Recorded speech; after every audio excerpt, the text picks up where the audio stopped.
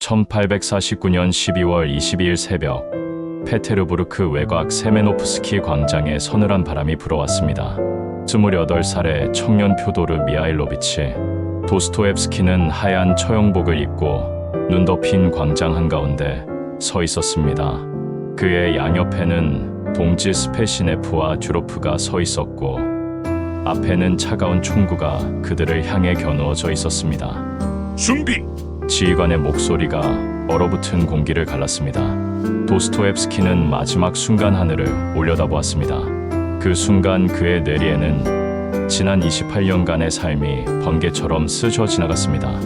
어린 시절 아버지의 엄격함, 공학도로서의 무미건조한 일상, 그리고 혁명 서클에 참여하며 품었던 이상들까지. 조준! 총구가 더욱 명확하게 그를 향했습니다. 도스토옙스키는 이상하게도 이 순간이 자신의 삶에서 가장 생생하고 명료한 순간이라고 느꼈습니다. 죽음을 눈앞에 둔 순간, 그는 살아있음의 진정한 의미를 깨달았습니다. 고통과 절망이 그를 완전히 깨어있게 만들었던 것입니다. 바로 그때 말을 탄 전령이 광장으로 달려왔습니다. 황제 폐하의 특명이오. 니콜라이 1세의 사면령이었습니다. 처형은 중단되었고 도스토옙스키는 시베리아 유형으로 감형되었습니다. 하지만 그는 알고 있었습니다. 진짜 도스토옙스키는 그 처형대에서 죽었고 새로운 도스토옙스키가 탄생했다는 것을 말입니다. 이것이 바로 고통은 의식의 유일한 원천이라는 그의 평생 철학이 시작된 순간이었습니다.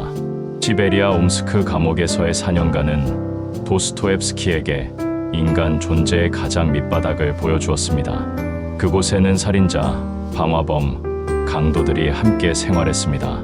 처음 도스토옙스키는 이들을 단순한 범죄자로만 보았습니다. 하지만 시간이 지나면서 그는 놀라운 발견을 하게 됩니다. 가장 잔혹한 살인을 저지른 미콜카라는 죄수가 있었습니다. 그는 도끼로 일가족을 살해한 후 그들의 재산을 훔쳤습니다. 하지만 도스토옙스키는 이 남자가 크리스마스 이브에 혼자 울고 있는 모습을 목격했습니다. 미콜카는 자신의 어머니를 그리워하며 어린아이처럼 눈물을 흘리고 있었습니다. 또 다른 죄수 페트로프는 아내를 질투로 살해한 남자였습니다. 하지만 그는 감옥에서 아픈 동료를 밤새 간병하는 모습을 보여주었습니다. 자신의 빵까지 나누어주며 말입니다. 이런 경험들을 통해 도스토옙스키는 깨달았습니다.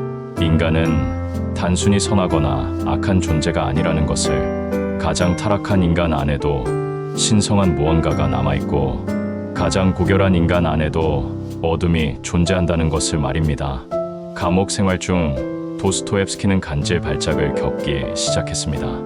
의학적으로는 측두엽 간질로 추정되는 이 질병은 그에게 극심한 고통을 안겨주었습니다. 하지만 동시에 기이한 체험도 선사했습니다. 발작 직전 그는 이상한 황홀경을 경험했습니다. 마치 우주의 모든 진리를 한순간에 깨닫는 듯한 느낌이었습니다. 의학자들은 이를 아우라 현상이라고 설명하지만 도스토옙스키에게는 신비로운 계시와도 같았습니다. 나는 그 몇 초 동안 평생을 바꿔도 아깝지 않을 만한 행복을 느꼈다고 그는 후에 회고했습니다. 극도의 고통과 극도의 황홀경이 동시에 존재한다는 것. 이것이야말로 인간 존재의 신비로운 모순이었습니다. 1859년 10년간의 유배 생활을 마치고 페테르부르크로 돌아온 도스토옙스키는 완전히 다른 사람이 되어 있었습니다. 과거의 이상주의적 사회주의자는 사라지고 인간 내면의 복잡성을 꿰뚫어 보는 심리학자가 되어 있었습니다. 그는 곧바로 집필을 시작했습니다. 지하로부터의 수기에서 그는 인간의 비합리성과 모순을 적나라하게 드러냈습니다. 주인공은 교육받은 지식인이지만 동시에 증오와 원한으로 가득 찬 인물입니다. 이를 통해 도스토옙스키는 계몽주의적 인간관에 정면으로 도전했습니다. 인간은 합리적이고 선한 존재라는 18세기적 낙관론은 그의 경험과 완전히 달랐습니다. 인간은 때로 자신에게 해로운 것을 알면서도 그것을 선택하는 존재였습니다. 때로는 고통을 추구하기까지 하는 존재였습니다. 1866년에 발표된 죄와 벌은 도스토옙스키 철학의 정수를 보여줍니다. 주인공 라스콜니코프는 가난한 대학생으로 돈을 위해 전당포 할머니를 살해합니다. 하지만 이 작품의 진짜 주제는 살인이 아니라 그 이후의 정신적 고통과 구원입니다. 라스콜니코프는 자신을 비범한 인간이라고 생각했습니다. 나폴레옹처럼 도덕 법칙을 초월할 수 있는 존재라고 믿었습니다. 하지만 살인 후 그를 기다린 것은 극도의 정신적 고통이었습니다. 양심의 가책, 고립감이 그를 짓눌렀습니다. 흥미롭게도 도스토옙스키는 라스콜니코프의 구원을 지적인 깨달음이 아닌 사랑을 통해 이루어지도록 했습니다. 창녀 소냐의 무조건적 사랑과 헌신이 그를 변화시킵니다. 소냐는 라자루스의 부활 이야기를 읽어주며 라스콜니코프에게 희망을 전합니다. 여기서 도스토옙스키의 핵심 메시지가 드러납니다. 인간의 구원은 고통을 회피하는 것이 아니라 고통을 통과하는 것에서 온다는 것입니다. 라스콜니코프는 결국 시베리아 감옥에서 진정한 회개와 부활을 경험합니다. 도스토옙스키의 마지막 대작 카라마조프가의 형제들은 그의 철학적 사유가 정점에 달한 작품입니다. 카라마조프 가문의 세 형제는 각각 다른 인생관을 대표합니다. 장남 드미트리는 감각적 향락주의자입니다. 차남 이반은 냉철한 무신론적 지식인이고 막내 알렉세이는 경건한 수도사입니다. 아버지 표도르는 탐욕과 세욕으로 점철된 인물입니다. 이 작품에서 가장 유명한 부분은 이반의 대신문관 이야기입니다. 스페인 세비야에서 재림한 예수가 대신문관에게 체포되어 신문받는다는 우화입니다. 대신문관은 예수에게 묻습니다. 왜 인간에게 자유를 주었는가? 인간은 자유를 감당할 수 없는 존재인데 이반의 주장은 명확합니다. 만약 전능하고 선한 신이 존재한다면 왜 무고한 아이들이 고통받는가? 그는 신이 존재하지 않는다면 모든 것이 허용된다는 유명한 명제를 제시합니다. 하지만 도스토옙스키는 알렉세이를 통해 다른 답을 제시합니다. 고통과 악의 존재가 신의 부재를 증명하는 것이 아니라 오히려 인간의 자유의지와 사랑의 가능성을 보여준다는 것입니다. 놀랍게도 현대 뇌과학 연구는 도스토옙스키의 직관을 뒷받침합니다. UCLA의 신경과학자 매튜 리버만의 연구에 따르면 사회적 고통을 경험할 때 활성화되는 뇌 영역은 신체적 고통을 느낄 때와 동일합니다. 더욱 흥미로운 것은 고통을 경험한 후의 뇌 변화입니다. 스탠포드 대학의 연구팀이 2019년에 발표한 연구에 따르면 극심한 스트레스나 트라우마를 경험한 사람들의 뇌에서는 전두엽 피질의 활동이 증가하고 감정 조절과 공감 능력을 담당하는 영역이 강화됩니다. 이는 도스토옙스키가 150년 전에 직관적으로 파악한 것과 정확히 일치합니다. 고통은 단순히 피해야 할 부정적 경험이 아니라 인간을 더 깊이 있고 공감적인 존재로 만드는 필수적 과정이라는 것입니다. 오스트리아의 정신과 의사 빅터 프랑클은 나치 강제 수용소에서 3년을 보냈습니다. 부모님, 아내, 형 모두 수용소에서 죽었습니다. 그 자신도 여러 번 죽음의 문턱에 섰습니다. 하지만 프랑클은 그곳에서 놀라운 발견을 했습니다. 같은 극한 상황에서도 어떤 사람은 희망을 잃고 절망했지만 어떤 사람은 다른 수용자들을 돌보며 인간성을 유지했다는 것입니다. 차이는 바로 고통에 대한 태도였습니다. 우리는 무엇을 당하느냐가 아니라 그것을 어떻게 받아들이느냐를 선택할 수 있다고 그는 깨달았습니다. 이는 도스토옙스키가 시베리아 감옥에서 발견한 것과 정확히 같은 진리였습니다. 프랑클은 해방 후 죽음의 수용소에서를 써서 자신의 경험을 정리했습니다. 이 책은 전 세계에서 1200만 부 이상 팔렸고 수많은 사람들에게 고통의 의미를 일깨워 주었습니다. 옴나 윈프리의 어린 시절은 상상하기 힘든 고통으로 가득했습니다. 가난한 미혼모 아래에서 태어나 할머니와 살았지만 9세부터 삼촌과 사촌형들에게 성적 학대를 당했습니다. 14세에 임신했지만 아이는 태어나자마자 죽었습니다. 하지만 옴나는 이런 고통스러운 경험을 자신만의 힘으로 승화시켰습니다. 그녀는 상처받은 사람만이 다른 사람의 상처를 진정으로 이해할 수 있다고 말했습니다. 이것이 바로 그녀가 토크쇼 진행자로서 성공할 수 있었던 비결이었습니다. 옴나의 쇼에 출연한 수많은 게스트들이 자신의 아픔을 털어놓을 수 있었던 이유는 그녀가 단순한 호기심이 아닌 진정한 공감으로 그들을 대했기 때문입니다. 그녀의 과거 상처가 오히려 다른 사람들을 치유하는 힘이 된 것입니다. 내가 겪은 모든 일들이 지금의 나를 만들었다. 그 고통들마저도 축복이었다는 그녀의 말은 도스토옙스키의 철학을 현대적으로 재해석한 것입니다.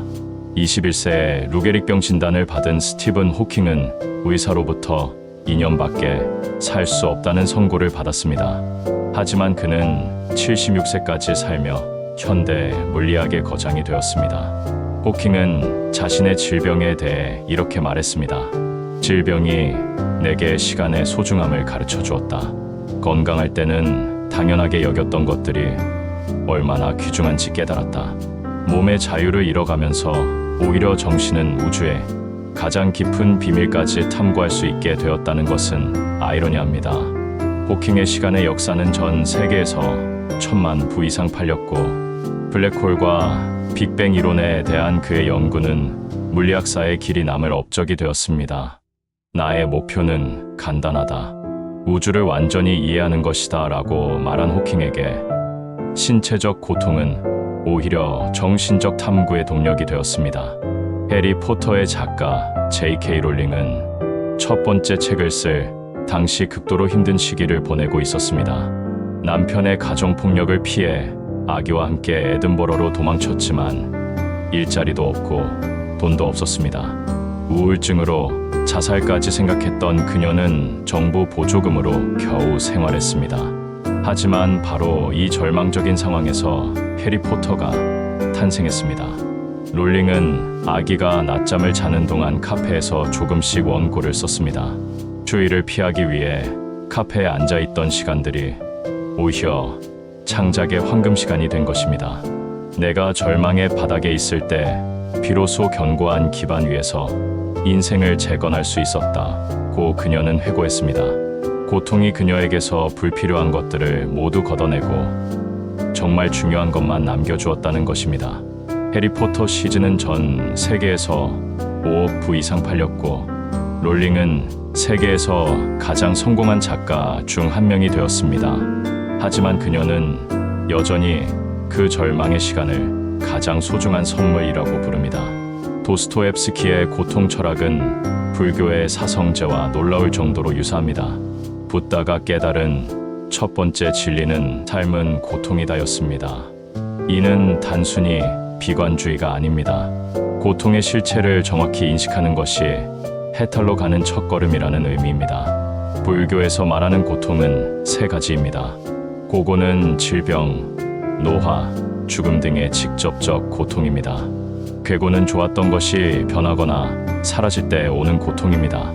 행고는 모든 것이 무상하다는 깨달음에서 오는 실존적 고통입니다. 도스토옙스키가 그린 라스콜니코프의 고통은 바로 이 세 종류를 모두 포함합니다. 범죄 후의 신체적 고통, 과거 평온했던 삶의 상실, 그리고 자신의 정체성 붕괴가 모두 나타납니다.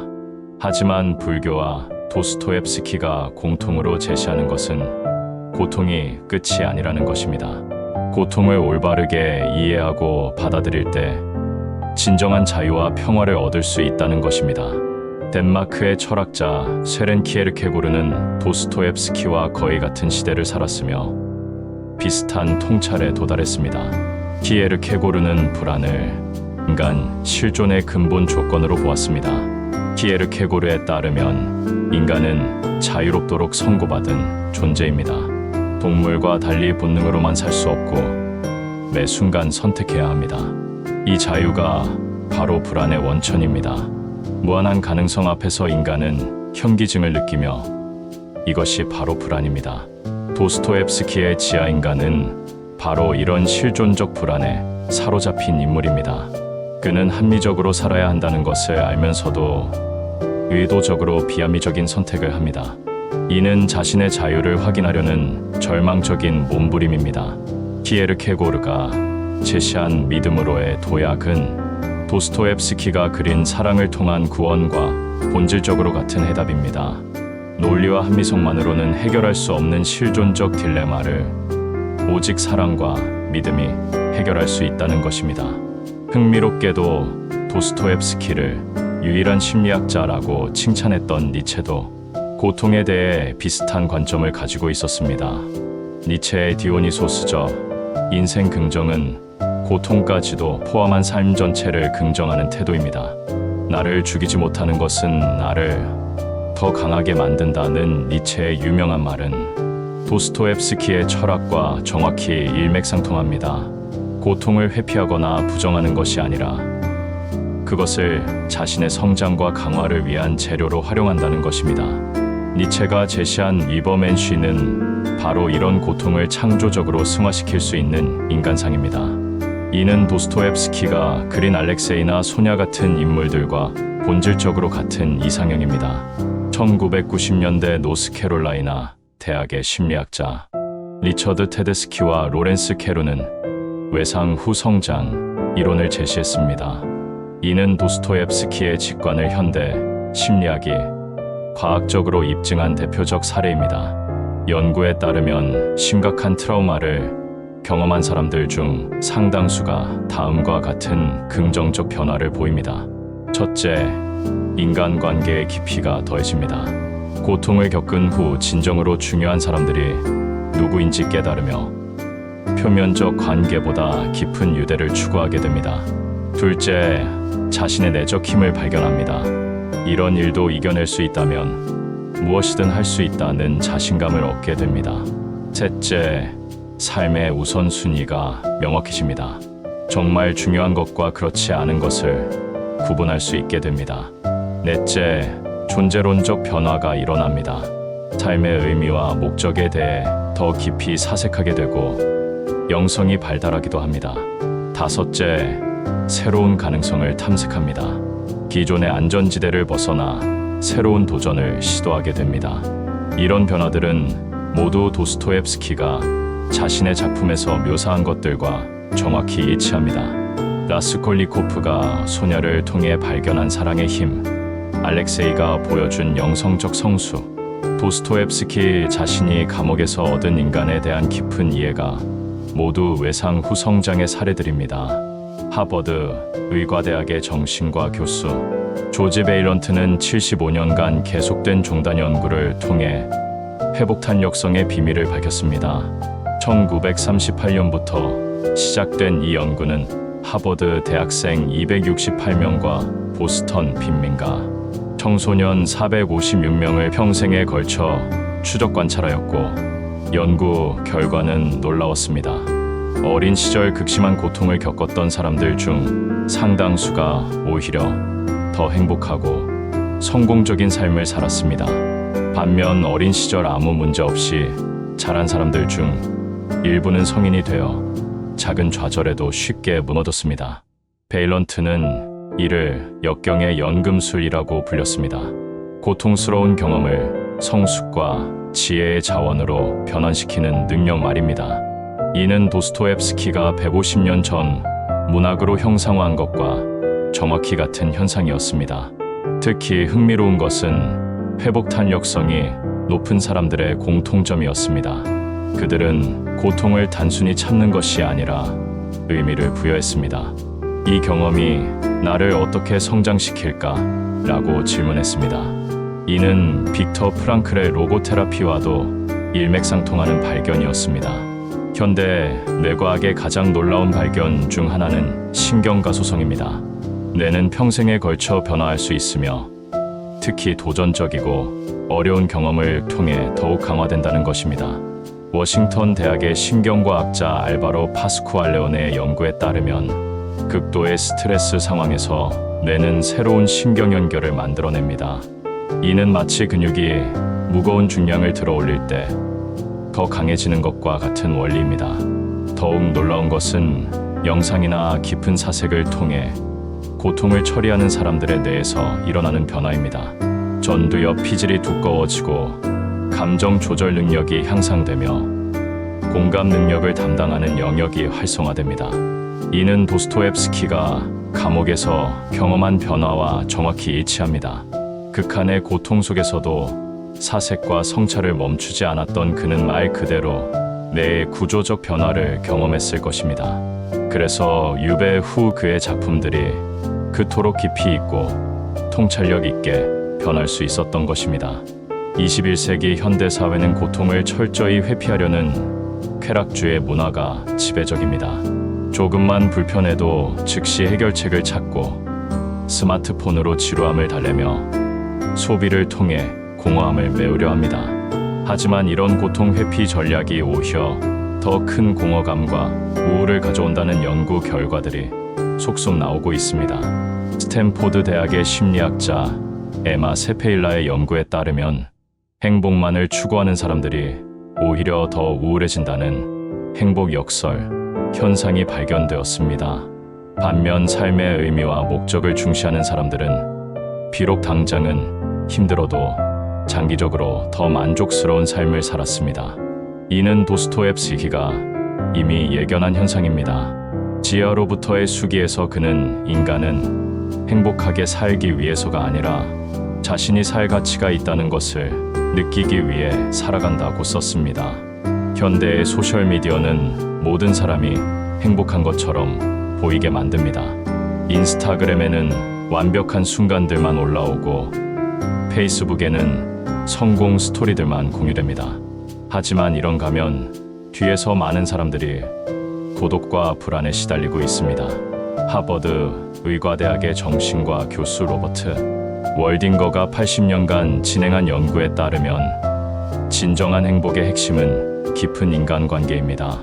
표면적이고 많은 관계보다는 소수의 깊고 진실한 관계가 중요합니다. 도스토옙스키는 이미 150년 전에 이를 간파했습니다. 그의 인물들은 모두 가면을 쓰고 살다가 극한의 고통을 통해 비로소 진정한 자신과 마주합니다. 라스콜니코프가 소녀 앞에서 처음으로 진실을 고백하는 순간 그는 비로소 진정한 인간관계를 경험합니다. 현대 사회는 성공과 성취를 최고의 가치로 여깁니다. 좋은 대학, 좋은 직장, 높은 연봉이 인생의 목표가 되었습니다. 하지만 이런 외적 성공을 이뤄도 공허감을 느끼는 사람들이 늘어나고 있습니다. 세계보건기구에 따르면 우울증은 현재 전 세계 질병 부담 1위입니다. 특히 선진국일수록 우울증 발병률이 높다는 것은 의미심장합니다. 물질적 풍요가 정신적 행복을 보장하지 못한다는 증거입니다. 도스토옙스키의 인물들은 모두 이런 외적 성공의 허상을 보여줍니다. 라스콜니코프는 뛰어난 학생이었지만 자신을 비범한 인간으로 착각하며 타락했습니다.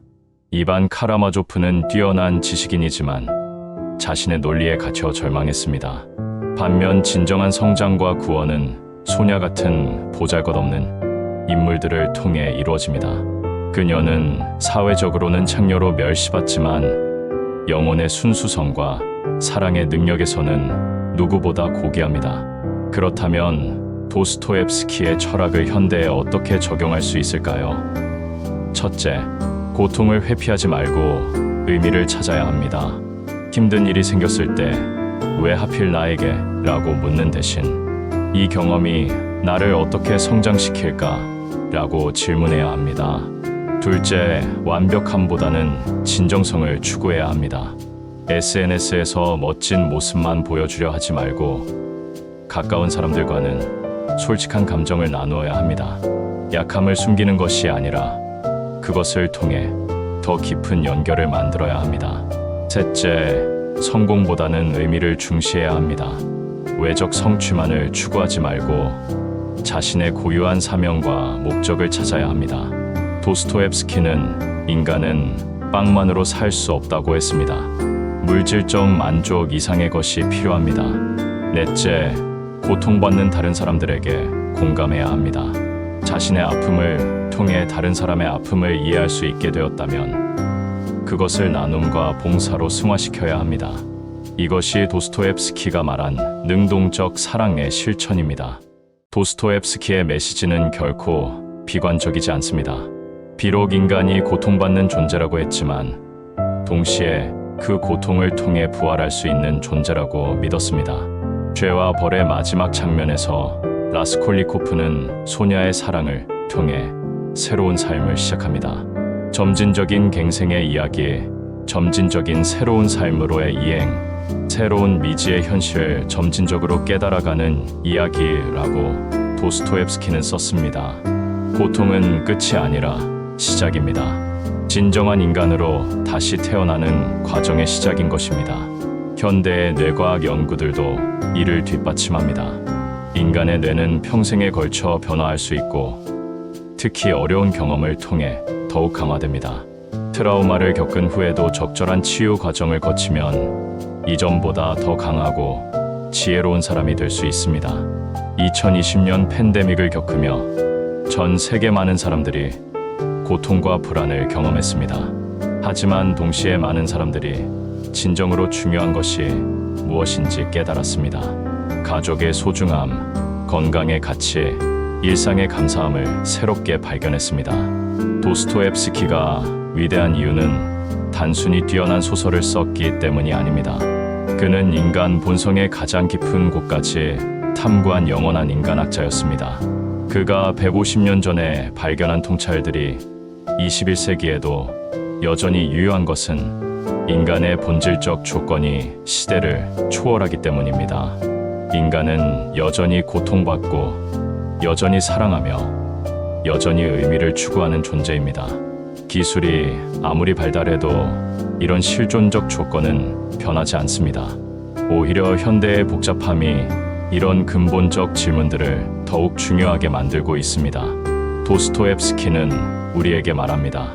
고통을 두려워하지 말라고, 그것을 통해 더 깊은 인간이 될 수 있다고, 사랑할 용기를 가지라고, 그것만이 진정한 구원을 가져다 준다고. 당신이 겪는 고통은 헛되지 않습니다. 그것은 당신을 더 깊은 인간으로 만듭니다.